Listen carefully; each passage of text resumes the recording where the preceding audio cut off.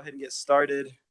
We are going to do a couple of report outs today, and then or recommendations, and then we're going to do a bill 2184 to finish this up. So let's start with the judicial branch.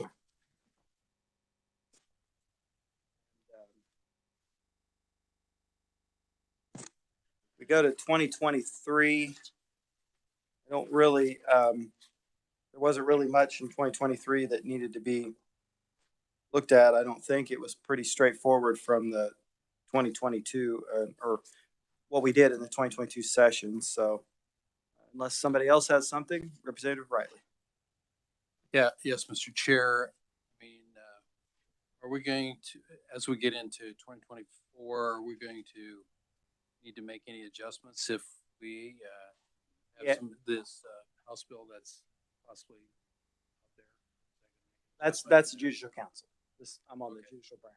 So thank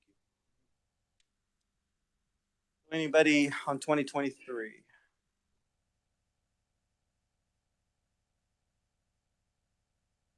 Chairman, I would make a motion to concur with the governor's recommendation for FY 2023 for the judicial branch. All right, is there a second? Second by Representative Pickert. All those in favor say aye. Aye. Opposed opposed no. Motion carries. All right. It is going to be a hard one to break. I know.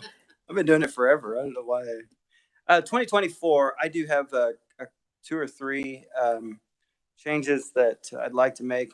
You know, I do think that there are some areas in even their judge salaries and possibly their non-judicial salaries that need to be looked at.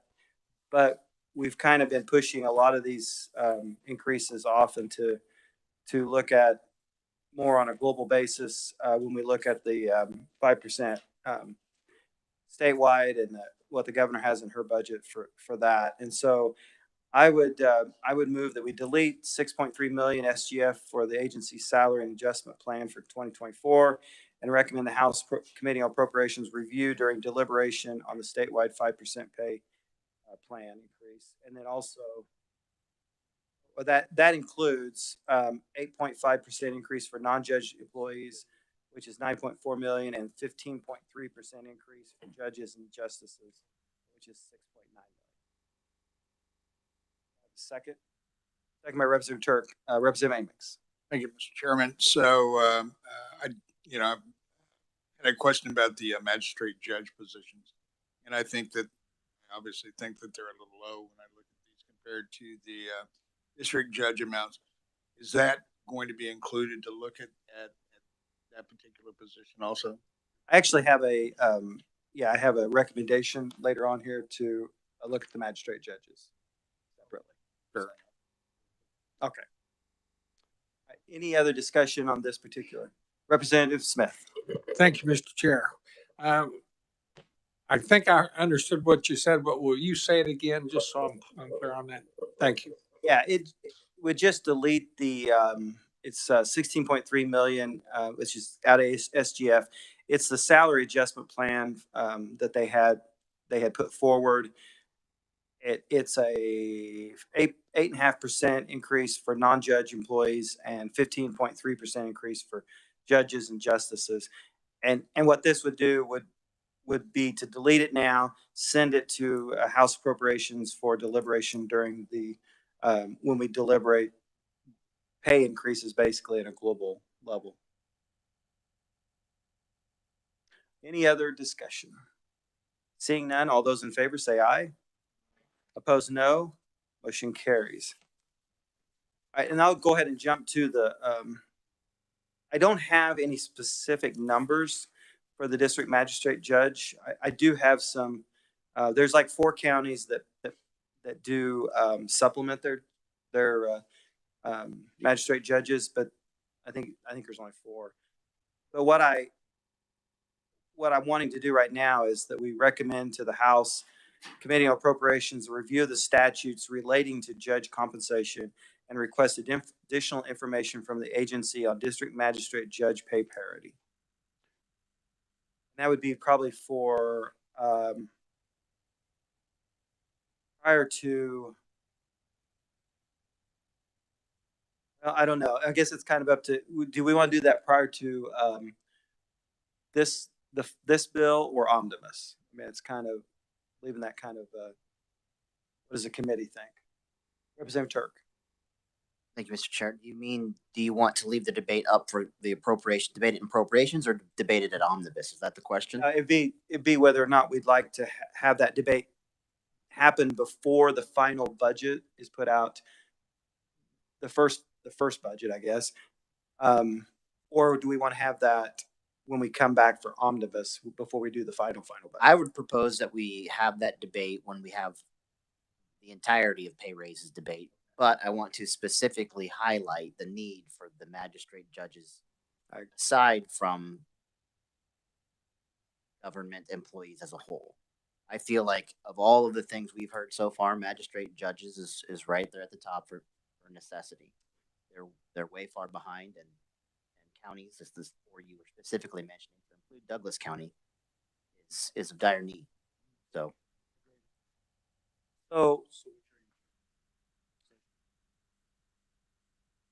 I would like for us to be able to get that information and really highlight it.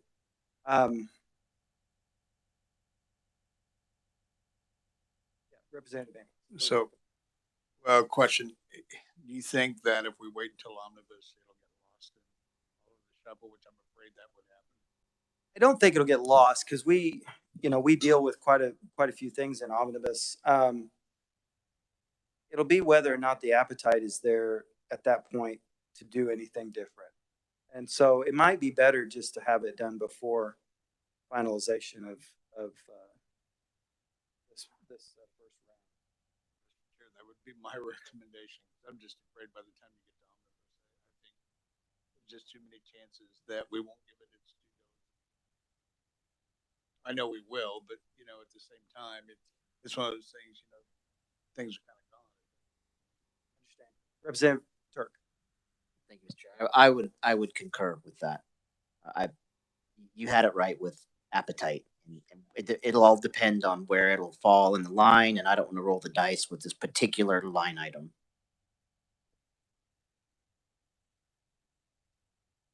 Yes, thank you, Chairman. Martin DeBoer, Legislative Research. Just for clarification, you mentioned both the review deliberation on the statewide 5% plan as well as finalization. We could include similar language to what's in number one, that it's included during discussion at the 5%, or I could do before finalization. Yeah, I think that would be the thing to do. Would be the language that's deliberated during the 5%. But I want to make sure that we really put an emphasis in this language, and I'll do it on when I report it out. But I really want to make sure we have an emphasis that we would like to see the district judge pay looked at because we feel like it's too low. District magistrate. Yeah, the district magistrate judge pay because it's too low compared to the other judges. So, Representative Amex. Thank you, Mr. Chair. And then at the same time, on the non-judicial salary increases, what kind of push are you going to give there? And I ask that respectfully. Right, and I think what needs to happen there is I think we need to have more. I think we need to have more clarity on what positions are they lacking and what positions are maybe okay. Well, I do know one thing, and if I could, Mr. Chair, is having this discussion over the last several years, this non-judicial salary increases. I think it's extremely important by the letters that we received by funding higher rates last year. So I think that we follow up on bringing this up because our courts being a year ago or 2 years ago, I guess we started, we were about 50% or 50th in the United States as to salary. I think that says it's way too much. Yeah, and I'll tell you, if you look at what they asked for an 8.5% increase for non-judge and a 15.3% increase for judges and justices. And I wish it was wish she was flipped. But, I understand probably where they're, maybe where they're going on it, but I do think that our non-judge employees have been underfunded for quite a while. Representative Smith. Representative Turk. Thank you, Mr. Chair. I do want to double down on that as well. I agree that the 8.5% and the 15.3% should flip. I must remind the committee that we heard in presentation, and we've heard it twice now, you and I, that court reporters are so direly needed that the entire industry is being changed around to accommodate it. I would argue that they're on the verge of being moved out altogether, and I would hate to see that given the importance of a court reporter and its processes. I think it's important that we at least address the non-judicial employees in this. If it's 5% is the minimum, then fine, but then I would hate to see 15% in judge increases and then 8% for administrative. And if if you would like, we can add that language in, into the report that we feel like that if any increases are going to be given, the non-judicial employees are, besides the magistrate judge situation, that non-judge employees. Representative Turk. Thank you, Mr. Chair. Well, then I would make a substitute motion that along with the district magistrate judges, that the administration, the non-judicial administration positions also be addressed at the same time.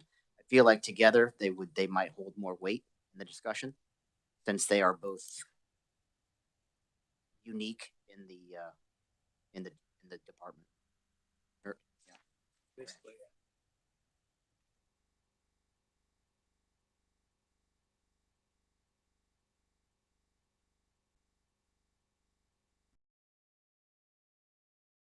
Street judge.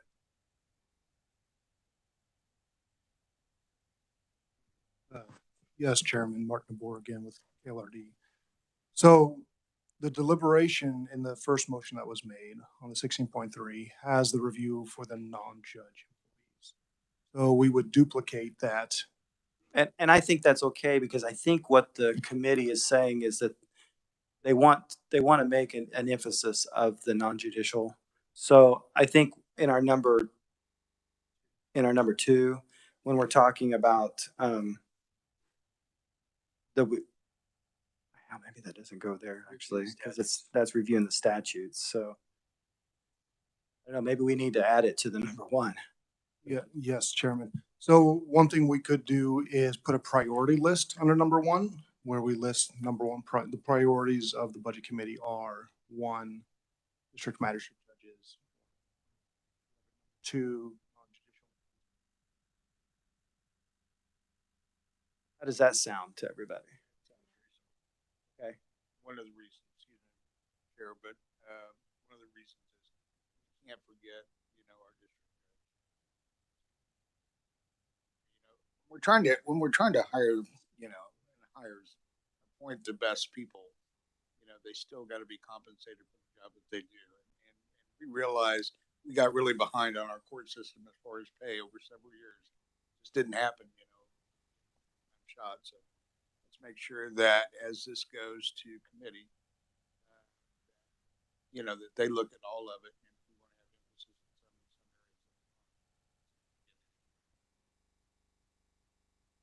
Representative Riley. Yes, thank you, Mr. Chair. And I would say that we need to give the revisor a flexibility with language on this as far as making it sound right. Yeah, I think if we're all agreed that if we go back to number 1 and we add that priority, I think we can do that. He can do that. And then that would bring back number 2. I'm not sure we need to add in your amendment, Representative Turk, because this actually does talk more about the statutes, because the judges are in statute and we'd like to review that and with an emphasis on the district magistrate judge parity. So, is that all right? Of course, I leave the structure of it up to you.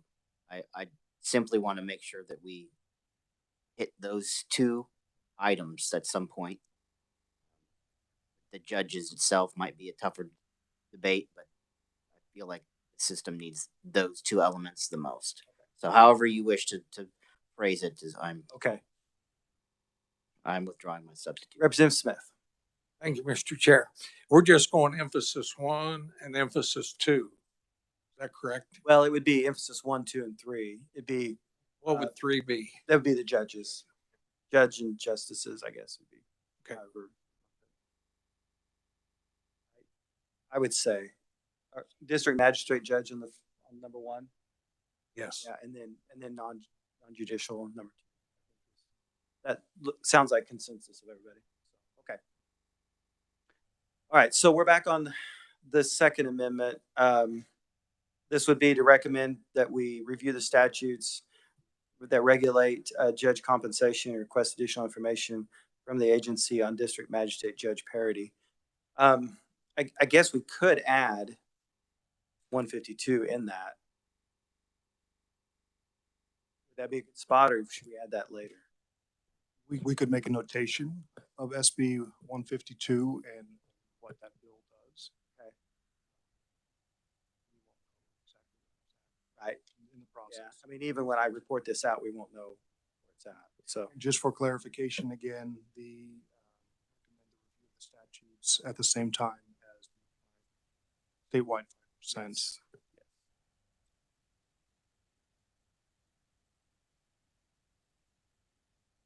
and then if anybody's interested in 152, Jesse, real quick, if you want to just kind of give it real quick.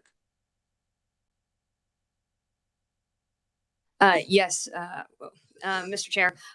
So Senate Bill 152 is related to state officers. So this bill is going to affect the governor, lieutenant governor, attorney general, yada, yada, as well as the justices of the Supreme Court and judges of the Court of Appeals.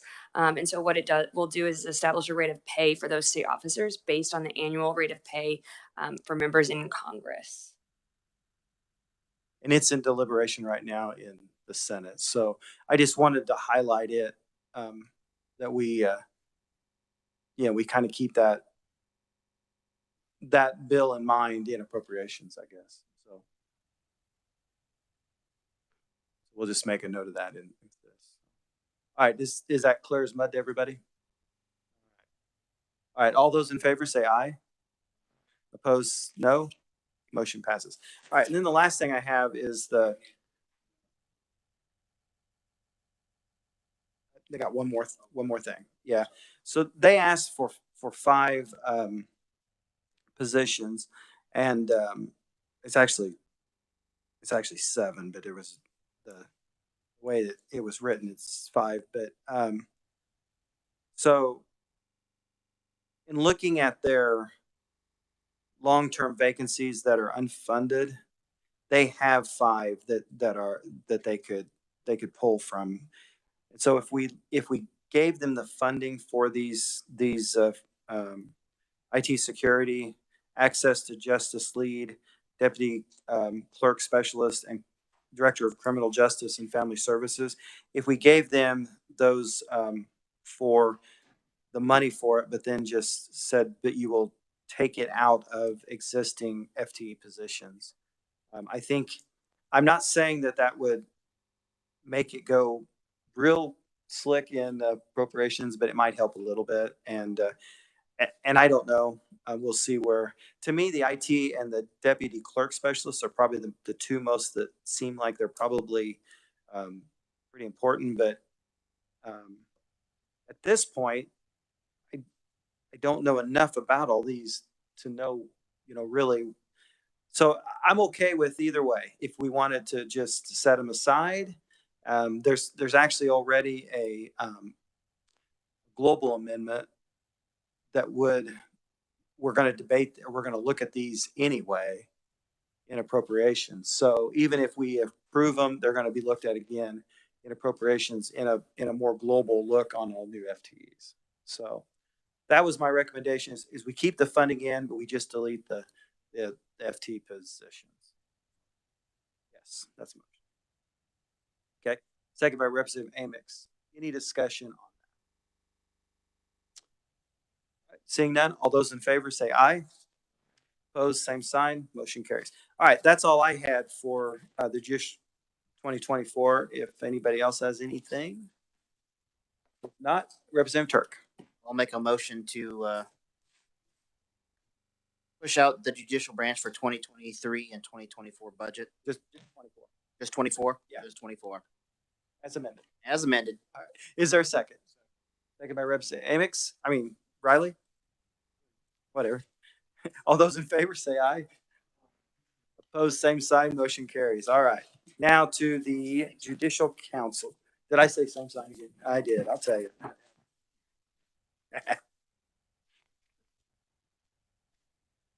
Okay. Judicial Council, FY 2023. Pretty straightforward.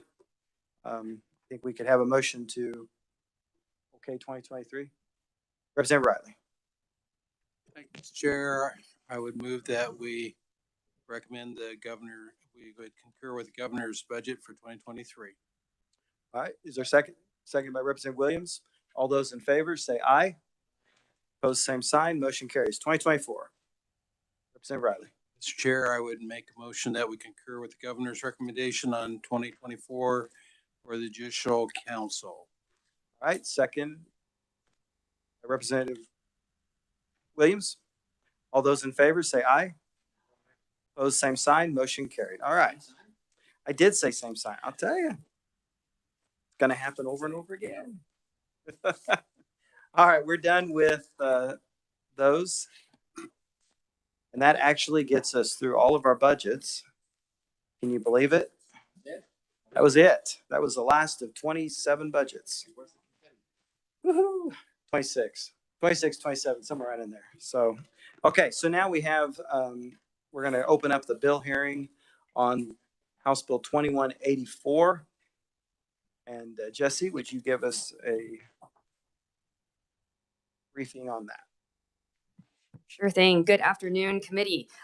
So House Bill 2184 amends multiple statutes that relate to the Judicial Council Fund.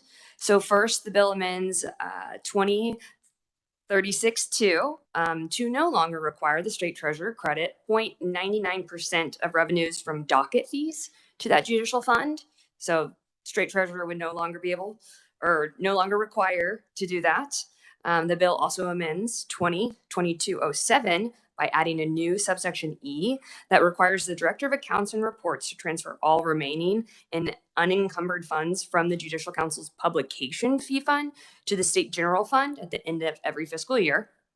And lastly, the bill amends 2022-08 by striking all the existing language establishing a Judicial Council Fund.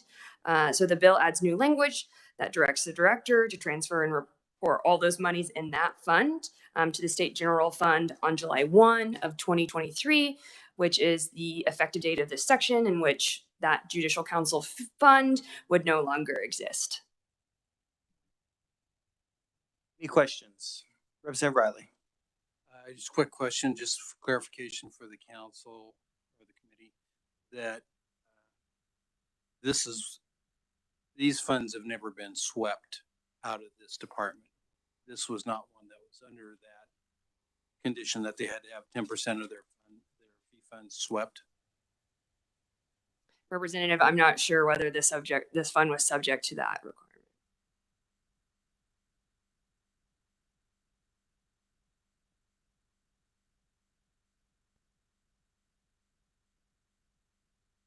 Representative Amy. Thank you, Mr. Chair. So Jesse, this is basically the same thing that we did with the court system a year ago, I think it was. You did something very similar for the judicial branch, correct? Any other questions? All right, thanks. Oh, yeah, Representative Robinson. So would this impact like unclaimed property or cases that are existing that haven't been solved? State agencies like any one of the state agencies rather than. Sure, yeah, Representative Robertson, this doesn't affect any agency besides the Judicial Council itself. Yeah. All right. Any other questions? All right. Thank you, Jesse. Appreciate it. All right. We have with us today Nancy Strauss, Executive Director of Kansas Judicial Council. Welcome, Nancy. Thank you for coming. Sorry about last week and we didn't get to you in time. That's no problem. Good afternoon. I'm Nancy Strauss. I'm the Executive Director of the Judicial Council. And this bill would implement our request to move away from fee funding and be funded by SGF. You know, I made a presentation here a month ago or so, and I'm not going to repeat all of that, but just to give you a little bit of an overview for your recollection. The legislature created the council in 1927 to be a liaison between the courts and the legislature, so to provide the legislature with the information that it needed to improve the administration of justice. Now, almost 100 years later, the Judicial Council is still serving in that very unique role. And very briefly, the council does that by has an advisory committee system where that drafts and updates major codes that are used in the court system. The Judicial Council conducts studies every year at the request of the legislature and others. And the Judicial Council writes, drafts, publishes, and distributes legal publications, 5 books, and on its website, 500 plus legal forms. So those are some of the things we do. In the first 65, 70 years of the council's existence, it was always funded exclusively by state general fund. In the 90s, the council started selling those books, and there was a gradual every year they would use a little bit of publications revenue to offset some of the SGF that they needed. But so between the creation of that publications fee fund in 93 and the allocation of docket fees to the council in 2004, the council has switched from 100% SGF to 100% fee funded. That has been those are increasingly unreliable revenue sources for us. The publication of books is declining in all around, but for us, it has declined over the last 2 decades quite steadily. Our 2 biggest sellers, which are our books that contain the civil and criminal pattern jury instructions, have declined. The sales of hard copies of that book have declined 30%, and the sales of the probate forms has declined about 50%. And this is something that we just don't have any control over. The legal industry is following everyone else to prefer digital access to publications. And plus, we can't really increase our customer base because it's very narrow. It's tailored to the legal practice in Kansas. So that has not been a reliable funding source for us as we move forward. And also, docket fee funding has not turned out to be very reliable. When we first started getting docket fees in 2004, the amount that the council received was $241,000. Now, 20 years later, the amount we got was $180,000. So with, our budget is, Martin might know the exact number, but it's 80-something% personnel salaries and wages, and that has gone up steadily since for the last 20 years, but those dollars are going down. So the council has requested to return to SGF funding and get away from publications fee funding. And what the council proposes to partially offset that state general fund expense is to stop getting docket fees. So the 0.99% docket fees that's allocated to us in KSA 20-362. That transfer simply wouldn't happen anymore. And to, in the future, all the revenue from our book sales, we will transfer to SGF. So this bill accomplishes that by doing three things. In section 1, it deletes that sentence that allocates docket fees to the council. In section 3, it then transfers any money we have left in that fund that the docket fees go into, which is our judicial council fund, and then abolishes it because we would have no further need for that fund. Now, we would continue to keep the publications fee fund to deposit over the year all the revenue that we receive. But section 2 says at the end of each fiscal year, we'll transfer the entire amount to SGF. Now, what that looks like in dollars is actually for the first fiscal year, we'd like this to start in fiscal year 24. And for the first year, it would actually be a positive gain to SGF of about $26,000 because of the transfer of all our carryover balances. Now, in the future, we don't have a budget number for FY25 yet, but if you just use these same numbers without the carryover balance transfers, it ends up that there's about maybe 150,000 that would not be offset. So that is what the council is asking for. We realize it's not going to be revenue neutral going into the future. However, this funding shift provide the council with a sufficient and stable funding source and allow the council to continue its work in improving the administration of justice. All right. Thank you, Nancy. Any questions? I'm sorry, Representative Riley, I don't believe we have ever had our funds swept with that percentage like that. However, if our funds I know this applies to the publications fee fund, if it ever has a balance exceeding 175, that goes to SGF.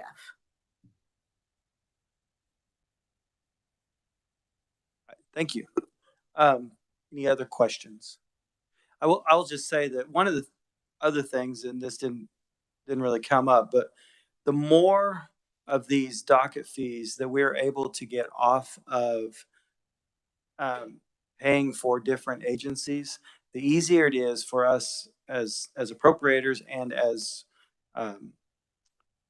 those that make the laws to look at those docket fees and decide whether or not they're at the right amount of money. Because docket fees have tended to kind of go up. They just continue to go up, which many have suggested makes it harder for in the court system for people to do what they need to do. And the argument has always been, whenever those docket fees have been looked at, well, if we cut them, if we cut this docket fee, it's going to impact the judiciary. It's going to impact the judicial council. There's others that it's still going to impact. But the more of these agencies that we get off of that and we get it back to just the docket fees going to state general fund and then us appropriating it out, it'll make it easier for us to look at those docket fees in the future and decide if they're at the right. So reason I think this is a good idea. All right. Anybody else wish to talk on this bill? There's no one else that is set as a proponent or neutral or opponent. So with that, I will close the hearing on House Bill 2184. And if it's you guys' will, we won't have to come back tomorrow. We will do emergency file action. So Representative Riley. Mr. Chair, I would like to propose that we suspend the rules and do emergency final action. Thank you. We have to specify what bill, or just we do this? Okay, in order to work House Bill 2184. All right, is there a second? Second by Representative Amix. All those in favor say aye. Opposed, same sign. All right. Representative Riley. Yeah, Mr. Chair, I would make a motion that we move favorably to the floor House Bill 2184 with a, again, favorable for passage. Thank you. Is there a second? Second by Representative Williams. All those in favor say aye. All those opposed, no. All right, there we go. All right. Motion passes. Yeah, Representative Robinson. Okay, so if you had to put this like on a postcard or bumper sticker, what would be, do you have an estimate on what percent it would have made a difference? Does that sound like a crazy question? Yeah, I'm not sure. Representative Riley. Mr. Chair, I think the executive director did make some mention of that in this first year, 2024, there's going to be a positive amount. What was that? $26,000 for the first year because of the funds they already have in those accounts transfer. And then after that, then we don't know exactly where it's going to be, but this first year it's going to be positive. All right, any other questions or anything? All right, with that, everybody, thank you so much for all your help going through these budgets. And we will not have a meeting tomorrow or the rest of the week, of course. And then when we come back from break, watch your agendas. We will be having some meetings, but I'm not sure exactly when, and they'll be kind of more sporadic. But if there's a topic that you would like for us to maybe look at, an agency you'd like to come in and maybe delve into some more information, let me know. And that's kind of what we'll be doing. So Representative Amix. Thank you, Mr. Chair. Every Friday at 3:30 here.